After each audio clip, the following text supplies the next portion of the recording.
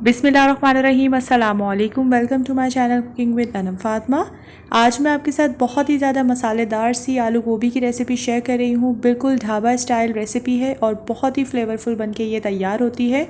थोड़ी यूनिक और मज़ेदार सी रेसिपी है, तो उसको आखिर तक ज़रूर देख लीजिएगा वीडियो को परफेक्ट रेसिपी के लिए।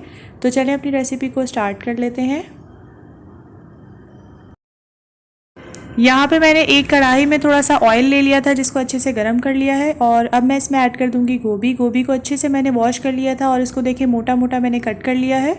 और इसका जो ग्रीन पार्ट है ना, वो भी मैं यूज़ कर रही हूँ। उसका भी बहुत ही क्रंची और मज़ेदार सा फ्लेवर होता है।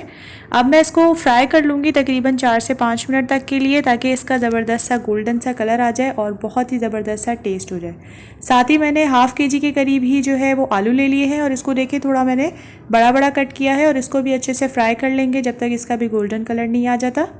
यहाँ पे मैंने उसी कढ़ाई में तकरीबन हाफ़ कप के करीब ऑयल ले लिया है, जिसमें मैंने 3 जो है छोटी इलायची ऐड की हैं, 2 अदद तेज़ पत्ते ऐड कर दिए हैं और हाफ़ टी स्पून मैंने इसमें ऐड किया है सूखा धनिया, हाफ़ टी स्पून ज़ीरा और 1/4 टीस्पून के करीब मैंने इसमें कलौंजी ऐड की थी। और इसको थोड़ा सा हमने उन चीज़ों को भून लिया था, वो मेरी वीडियो में नहीं आ सका, इसलिए मैं आपको वर्बली इन्फॉर्म कर रही हूँ। इसके बाद मैंने इसमें 2 मीडियम साइज़ के प्याज ऐड कर दिए थे और अच्छे तरीके से उनको सॉफ्ट होने तक के लिए कुक कर लिया था। अब मैं इसमें ऐड कर रही हूँ 2 टेबलस्पून लहसुन और अदरक का पेस्ट। इसको अच्छे से कुक करना है जब तक इसका कच्चापन ख़त्म नहीं हो जाता। हाफ़ कप के करीब पानी ऐड कर देंगे और उसके बाद मैं कुछ स्पाइसेस ऐड कर दूँगी, जिसमें सॉल्ट ऐड कर रही हूँ मैं हाफ़ टी स्पून के करीब।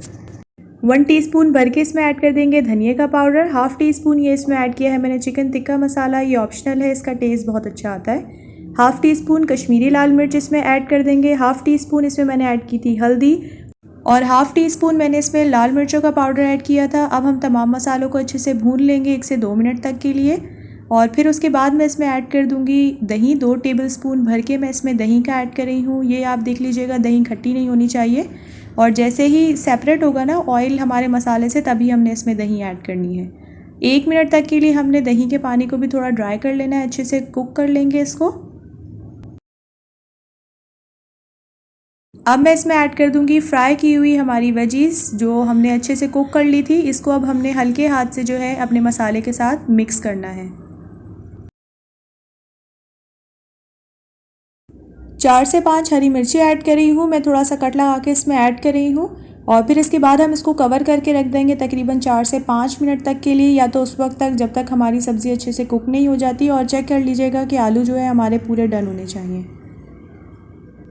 5 मिनट हो चुके हैं। अब मैं इसमें ऐड कर दूंगी हाफ़ टी स्पून काली मिर्चों का पाउडर, हाफ़ टी स्पून गरम मसाले का पाउडर और हाफ़ टी स्पून कसूरी मेथी। इससे ज़बरदस्त इसकी खुशबू आएगी।